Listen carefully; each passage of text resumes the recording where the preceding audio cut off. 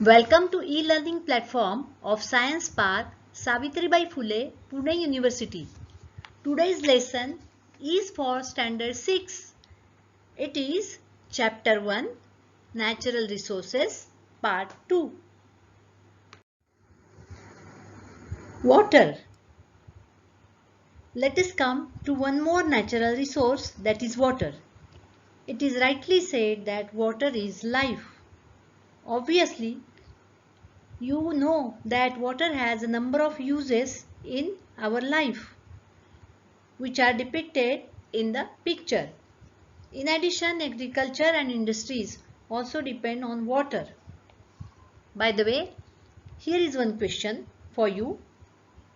Is washing machine, car washing and swimming pools are essential or non-essential things? What is your opinion? Think about it. Let us see how much land and how much water is present on the earth. Hydrosphere occupies roughly 71% of Earth's surface and lithosphere occupies roughly 29% of Earth's surface. So we can say that water area is 71% while land area is roughly 29% on the Earth. We will see the worldwide distribution of salt water and fresh water. Look at the diagram. This type of diagrams are called as pie chart. See the first diagram. If we consider the total water present on the earth, 97% of the total water is saline with high salt concentration and only 3% is fresh water. Now coming to the second diagram or second pie chart. The second pie chart shows the total fresh water present on the earth. Now if we look at its distribution, nearly 87% of this fresh water is present in form of ice and glaciers, so which is locked up and not available for us. Then 12% fresh water is present as groundwater, which is under the earth's crust, so you can't use it easily. So the only fresh water available to us is in form of rivers, lakes and streams, and that is shown by a brown color small part of this whole pie chart. So this shows that how much less fresh water is available to us, and that is why this natural resource, fresh water as a resource, is very precious. We have seen that water is present in large quantities on the earth, but fresh water is present only in small quantities, only 3% of it. Now if we look at the distribution of this fresh water, 87% of fresh water is in form of ice, locked up. 12% is present under the earth's crust, not easily available. So only 1% of fresh water is present in form of rivers, streams and lakes, and that is available to us.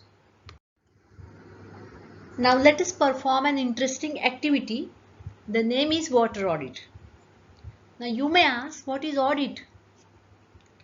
In simple words, it is keeping an account of your money. In the same way, we have to keep an account of our water use, how much water we have used in a day. Now here there are few instructions, like how you will measure the water roughly. Take a mug or a plastic bottle of 1 liter, which is roughly 1 liter capacity, and consider a bucket is of 15 liter capacity. So with the help of these two, you can estimate your water use for different activities like brushing, bathing, watering the plants, drinking, toilet, etc. You can add even more. and write down your water use for each activity, and at the end make a total of it.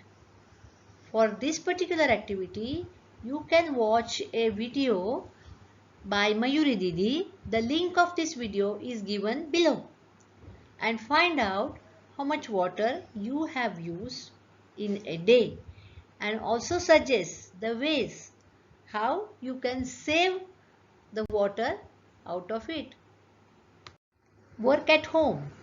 Here are few questions for you to solve at home and write down the answers in your notebook. Based on the above water audit, you have to write down answers of question 1 and question 2.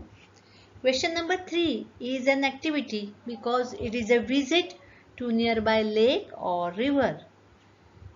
The observations during the visit are important as the lake or river is a source of your fresh water. So you have to write down the observations mentioned under question number 3. Question number 4 and 5 are actually the water testing activity. So do make a table as shown in the next slide, and write down your observations.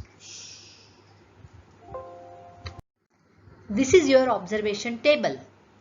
You have to write down the name of the lake or river that you have visited, then mention date and time of visit. Then third is write down the activities which are done by the people, like washing of clothes, washing the cattle, or whatever more activities you see when you visit the lake or river. And at the end, water quality observation table, in which you see the color of the water, odor of the water. Be careful while taking odor. And the third observation is whether the water is transparent or not. So accordingly write down in the table all your observations, and that is very important for your visit. Let us come to the third natural resource, land. We have 29% land or lithosphere on the earth. It is an equally important basic resource. It provides habitats or shelters to all organisms including us. Some animals make their homes under the ground. Plants need land for their growth. Minerals, crude oil, natural gas, etc. are found under the earth's crust. So, thus it is definitely an important resource. The land is made up of sand, soil, small stones, big rocks, etc. If any construction work is being carried out nearby, you do visit and observe that layers where there is a deep pit. You will find some layers in the deep pit under the surface of land as shown in the figure. What are these layers? Let us see. The topmost layer is called as humus. This is formed by decomposition of remains of plants and animals. Bacteria, fungi, they are responsible for this decomposition. In forest, you will find this layer thicker. Below this, you will find sand, some stones, insects, worms, etc. This is immature soil.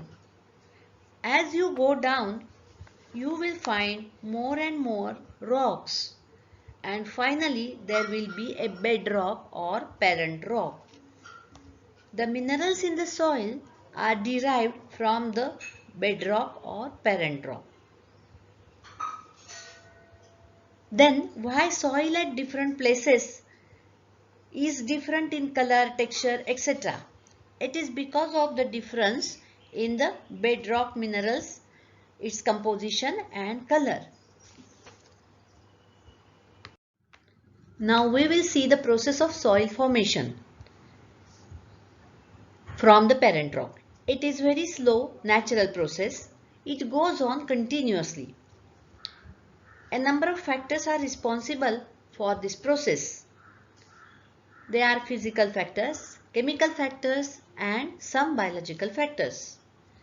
Physical factors include heat, cold, that is ice, that is temperature, then rainfall, wind, water flow, pressure, etc. Chemical factors include oxidation and acid reaction. In nature, carbon dioxide and water together form carbonic acid. Water and rock particles react with oxygen present in air.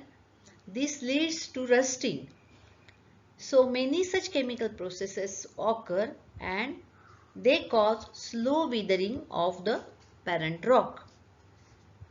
In the soil, microbes, earthworms, insects, they are living, they are present in the soil. They are also responsible for this soil formation or withering of rock formation.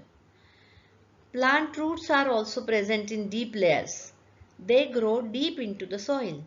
Rodents also play important role in this.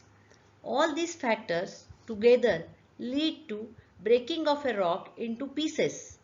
These big pieces again are acted upon by such factors and make small rocks.